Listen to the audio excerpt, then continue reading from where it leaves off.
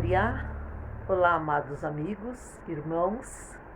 Aqui nós estamos neste momento para prestarmos um culto ao nosso Deus, para ter um momento de gratidão, onde oraremos juntos, cantaremos louvores e poderemos ouvir a doce voz do Senhor através da pregação. Vamos atentar os nossos ouvidos, vamos silenciar os nossos corações para que esta palavra possa adentrar no nosso coração e possa fazer morada e trazer grandes bênçãos. Bom culto de louvor e gratidão a Deus.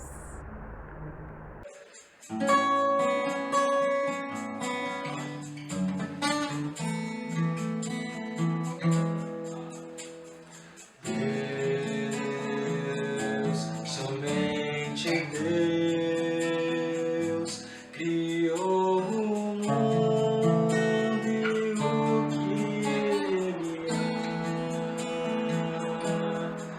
O ser que pode respirar existe para mostrar a glória do Senhor.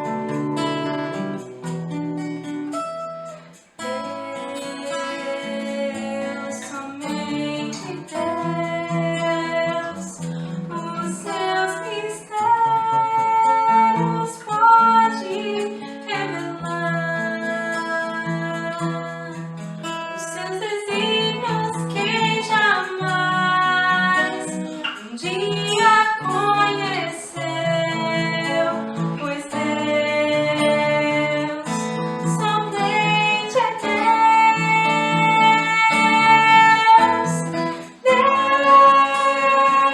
Deus, somente Deus domina o trono do universo.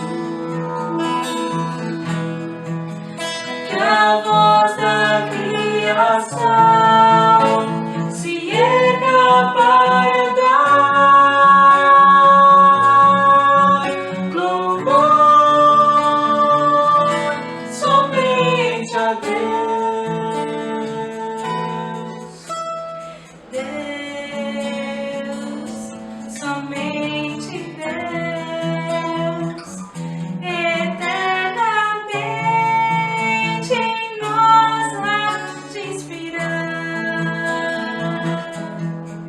a alegria de adorar, desejo de exaltar a Deus, somente a Deus. Deus, somente Deus domina o trono do universo. Que a voz da criação se erga para dar louvor somente a Deus.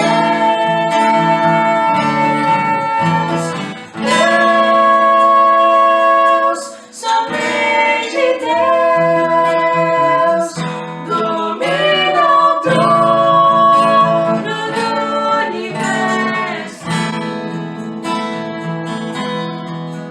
Que a voz da criação se erga para dar louvor somente a Deus.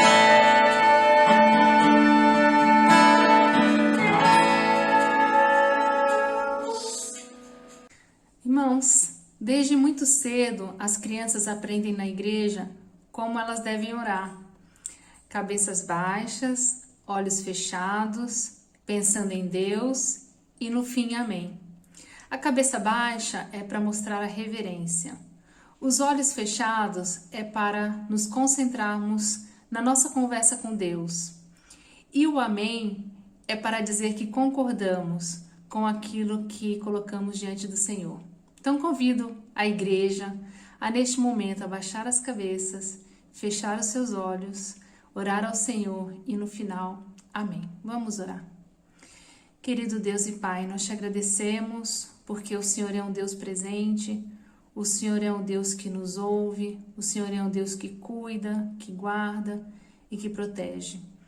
Nós te agradecemos, ó Deus, porque a cada dia o Senhor tem derramado sobre nós a tua graça e a tua misericórdia. E é por causa disso que nós não somos consumidos.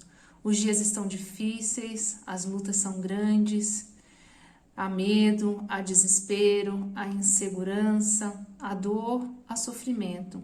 Tudo isso existe, mas nós podemos suportar, porque o Senhor nos sustenta, o Senhor nos dá força. Queremos te agradecer, ó Deus, então, pela tua presença nas nossas vidas. Queremos colocar diante do Senhor cada um dos nossos irmãos e amigos que têm os seus pedidos de oração, as suas necessidades e também os seus agradecimentos. Que o Senhor receba cada um, ó Deus, no seu trono de graça e que responda às orações dos teus filhos. Fala aos nossos corações através da mensagem que vamos ouvir, que ela possa encontrar em cada coração um solo fértil, um terreno pronto para receber a boa semente que será plantada. Ajuda-nos, ó Deus, perdoa os nossos pecados, é a nossa oração em nome de Jesus. Amém. Irmãos, uma canção antiga dizia: calmo, sereno e tranquilo, sinto descanso neste viver. E alguém pode perguntar, como alguém pode, nesse tempo tão difícil, estar calmo, sereno e tranquilo? Nós podemos dizer por causa de Jesus, porque Ele é o nosso Salvador e só por Ele nós encontramos a vida eterna. Vamos cantar calmo, sereno e tranquilo.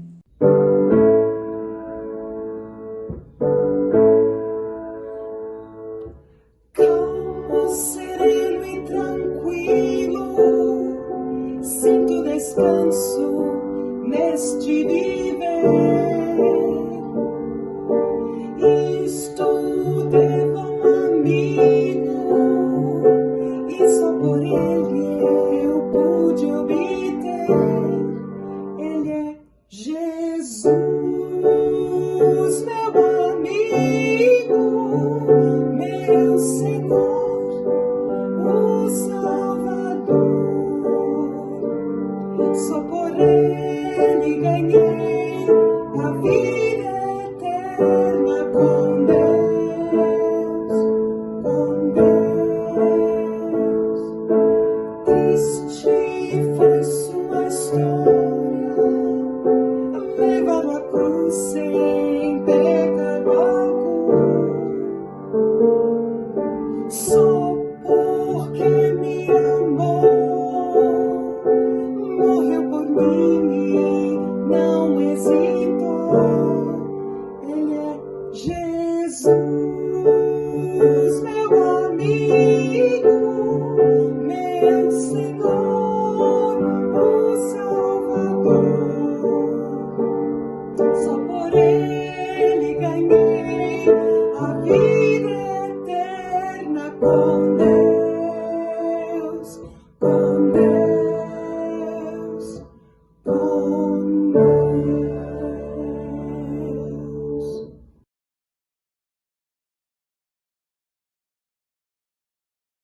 Boa noite, irmãos e amigos da Igreja Evangélica Batista Moriá. Que a graça e a paz do nosso Senhor Jesus Cristo estejam sobre suas vidas. Nesta noite, eu gostaria de tratar com os irmãos o tema Para quem iremos nós? E está lá no capítulo 6 do Evangelho de João, dos versículos de 60 a 71. Eu vou fazer a leitura, então, desses versículos. Muitos, pois, dos seus discípulos, ouvindo isto, disseram: duro é esse discurso, quem o pode ouvir? Sabendo, pois, Jesus em si mesmo, que os seus discípulos murmuravam disto, disse-lhes: isto vos escandaliza? Que seria, pois, se visseis subir o Filho do Homem para onde primeiro estava? O Espírito é o que vivifica, a carne para nada aproveita. As palavras que eu vos disse são Espírito e vida. Mas há alguns de vós que não creem. Porque bem sabia Jesus, desde o princípio, quem eram os que não criam e quem era o que o havia de entregar. E dizia: por isso eu vos disse que ninguém pode vir a mim se por meu Pai lhe não for concedido. Desde então, muitos dos seus discípulos tornaram para trás e já não andavam com ele. Então disse Jesus aos 12: quereis vós também retirar-vos? Respondeu-lhe, pois, Simão Pedro: Senhor, para quem iremos nós? Tu tens as palavras da vida eterna, e nós temos crido e conhecido que tu és o Cristo, o Filho de Deus. Respondeu Jesus: não vos escolhi a vós os 12, e um de vós é um diabo. E isso dizia ele de Judas Iscariotes, filho de Simão, porque este o havia de entregar, sendo um dos 12. Esses versículos, eles nos mostram dois grupos de seguidores de Cristo, com as suas respectivas razões e justificativas. O primeiro grupo é aquele que se classifica como discípulo, aprendiz, aluno, que tinha sua motivação em seguir a Jesus baseado nas circunstâncias. Eram vistos como seguidores ocasionais, que estavam impressionados com os milagres que Cristo realizava e como poderiam se beneficiar destas maravilhas. Jesus os conhecia e sabia o motivo por que eles o seguiam.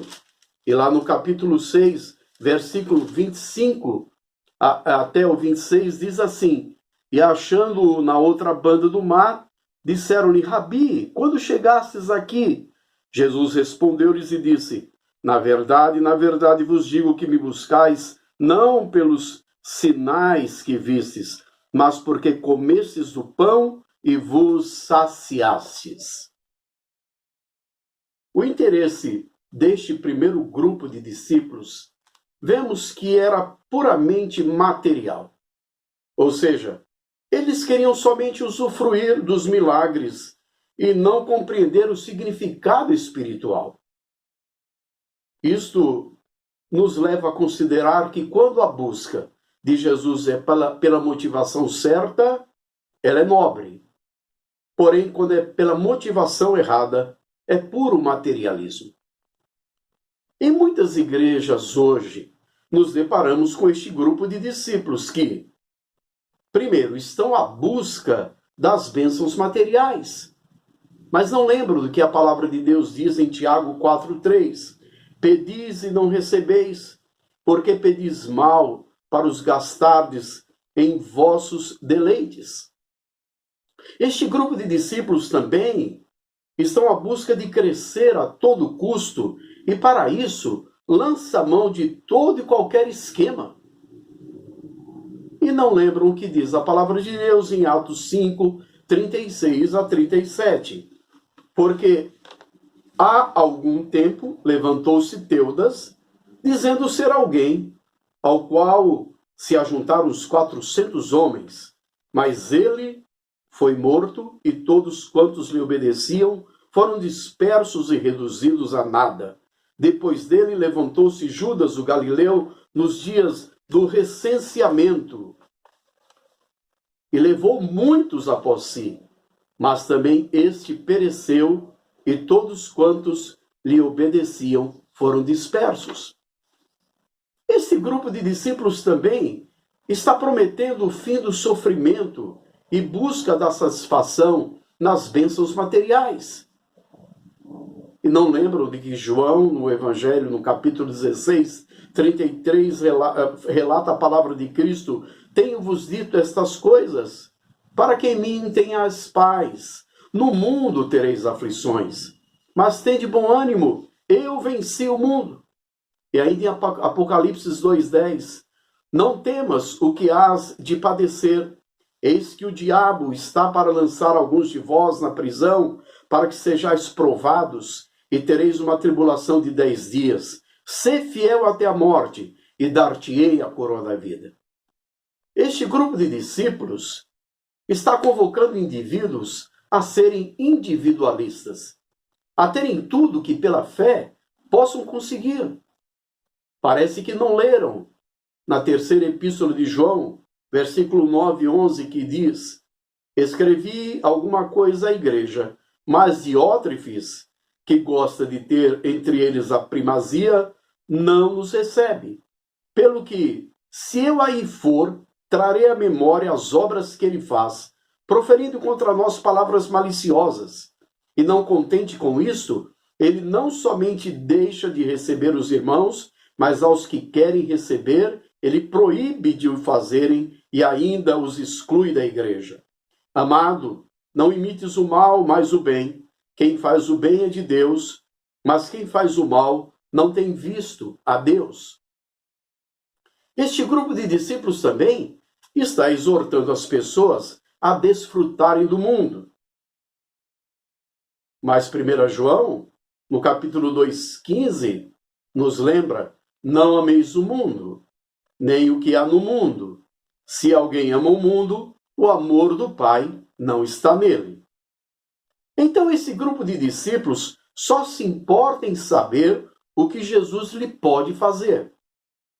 Como lhe pode ser útil. Sua mensagem acaba por incentivar um relacionamento utilitário. Estão seguindo Jesus só pelo que Jesus faz e pelo que Jesus pode dar materialmente. Sua mensagem acaba, então, dessa forma, incentivando este relacionamento. Este grupo de discípulos não está qualificado para seguir a Jesus. A palavra de Cristo toca suas consciências cauterizadas, mas eles decidem não aceitá-la, como está lá no versículo 60. Muitos, pois, dos seus discípulos, ouvindo isso, disseram: duro é este discurso, quem pode ouvir? Resultando assim no abandono, não mais permanecendo na companhia do Mestre, como está no versículo 66. Desde então, muitos dos seus discípulos tornaram para trás e já não andavam com ele. Muitos de quais discípulos? Estes discípulos que nós falamos, que estavam seguindo a Jesus, baseado nas circunstâncias, eram vistos como seguidores ocasionais. Eles desconhecem que a palavra de Cristo comunica sua pessoa e, assim, a vida para quem crê e almeja obedecer. Agora vamos ver também o segundo grupo. O segundo grupo é aquele que de fato sabia quem era Jesus. Como relata Mateus no capítulo 16, versículos de 13 a 20. E chegando Jesus às partes de Cesareia de Filipe, interrogou seus discípulos, dizendo: quem dizem os homens ser o Filho do Homem? E eles disseram: um João Batista, outros Elias, outros Jeremias, ou um dos profetas. Disse-lhes ele: e vós, quem dizeis que eu sou? E Simão Pedro, respondendo, disse: tu és o Cristo, o Filho do Deus vivo. E Jesus respondendo disse-lhe: bem-aventurado és tu, Simão Barjonas, porque não foi carne e sangue quem tu revelou, mas meu Pai que está nos céus. Pois também eu te digo que tu és Pedro, e sobre esta pedra edificarei a minha igreja, e as portas do inferno não prevalecerão contra ela. E eu te darei as chaves do reino dos céus, e tudo que ligares na terra será ligado nos céus, e tudo o que desligares na terra será desligado nos céus. Então mandou os seus discípulos que a ninguém dissessem que ele era o Cristo. Os versículos 67 e 68 nos dá a compreensão também das características do verdadeiro discípulo. Diz assim: então disse Jesus aos 12: quereis vós também retirar-vos? Respondeu-lhe, pois, Simão Pedro: Senhor, para quem iremos nós? Tu tens as palavras de vida eterna. Assim, observamos quais são as características do verdadeiro discípulo. Primeiro, é aquele que foi trazido a Jesus pelo Pai. Segundo, é aquele que segue a Cristo pela motivação certa. Em Lucas 14:33, assim, pois, todo aquele dentre vós que não renuncia a tudo quanto possui, não pode ser meu discípulo. É aquele que anda com Cristo. Colossenses 2:6. Portanto, assim como recebestes a Cristo Jesus, o Senhor, assim também nele andai. As características do verdadeiro discípulo também é aquele que não é atraído por outrem, como está em Gálatas 3:1. Ó insensato Gálatas, quem vos fascinou a vós? Ante cujos olhos foi representado Jesus Cristo como crucificado. As características do verdadeiro discípulo é aquele que fundamenta a sua fé nas palavras de Jesus Cristo. E também é aquele que confessa Jesus como o Santo de Deus, como Messias, como o ungido, o Salvador do mundo, como está no versículo 69. E nós temos crido e conhecido que tu és o Cristo, o Filho de Deus. Por este motivo, eles não podiam abandonar a Jesus. Por este motivo, Pedro responde: Senhor, para quem iremos nós? Tu tens as palavras da vida eterna.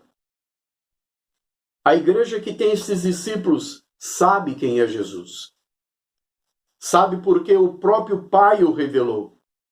É a igreja que o Pai deu para o Filho, porque pertence a ela, aqueles discípulos a quem Jesus, pelo Pai, foi apresentado. Como está lá no capítulo 6, versículo 44. Ninguém pode vir a mim se o Pai que me enviou o não trouxer, e eu ressuscitarei no último dia.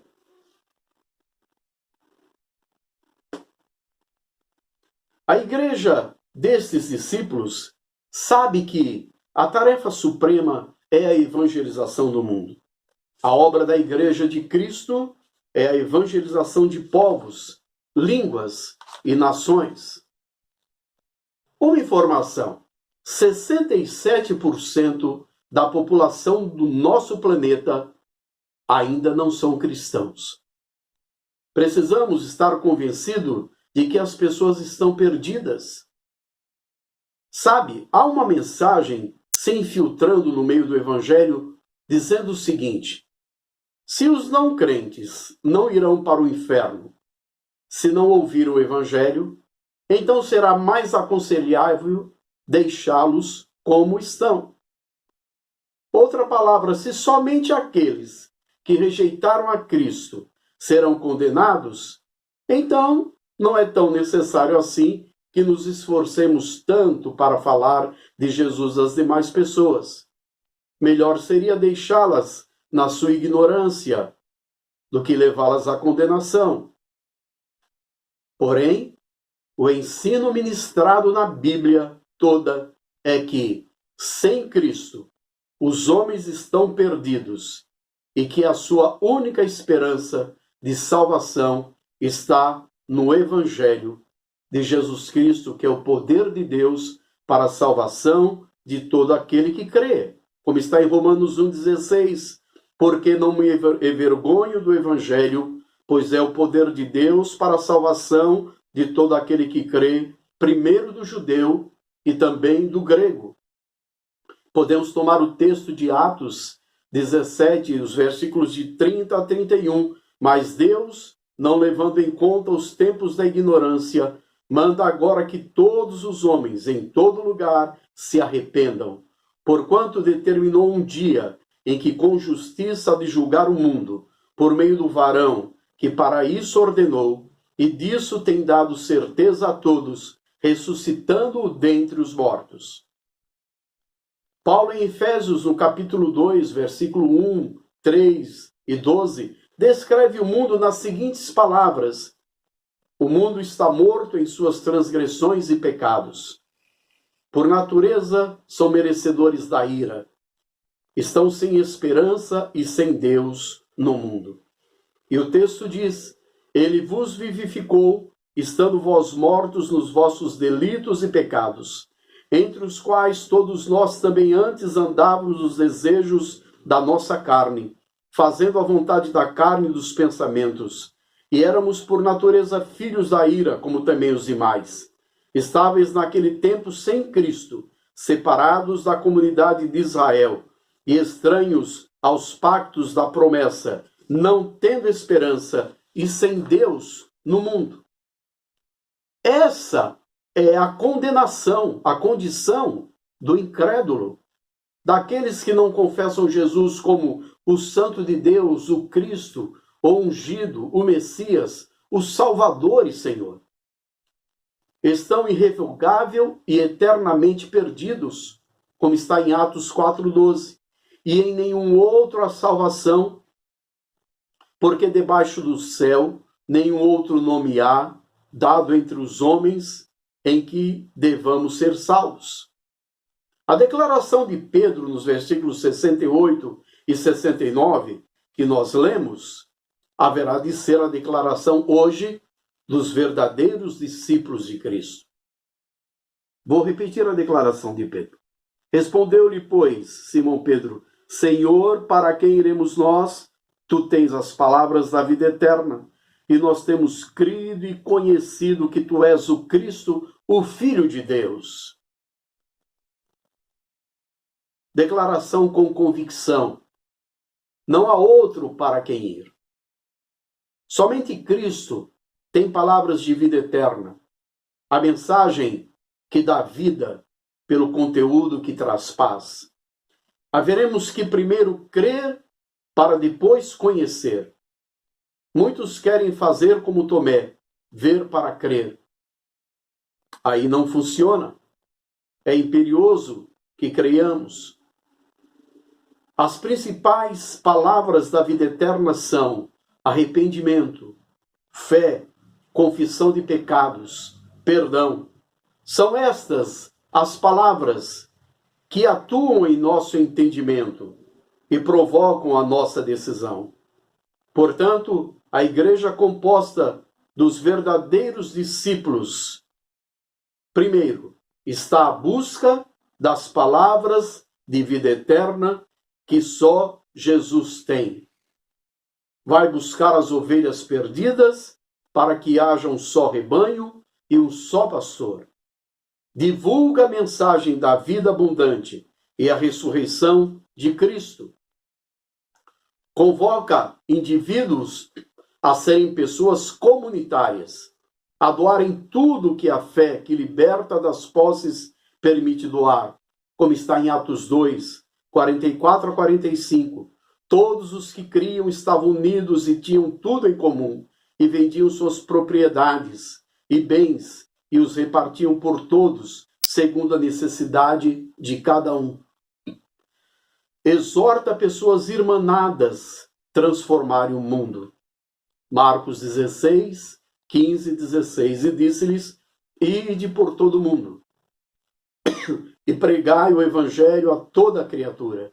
Quem crer e for batizado será salvo, mas quem não crer será condenado. E por último, a querer mais da vida de Jesus, para, na vida, ser cada vez mais como Jesus. Como Paulo escreve aos Gálatas, capítulo 2, versículo 20.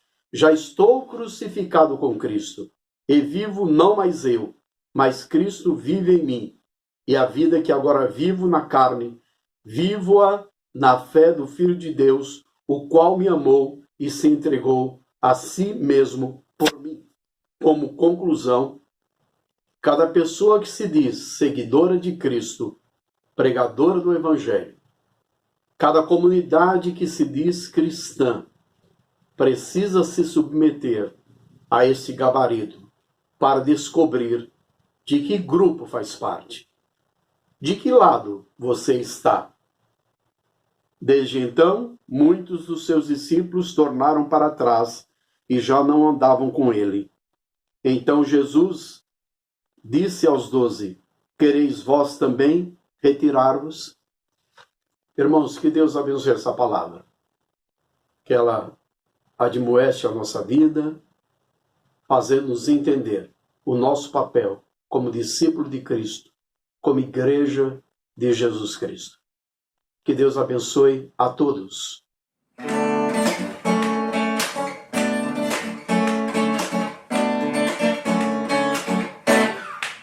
Pelo Senhor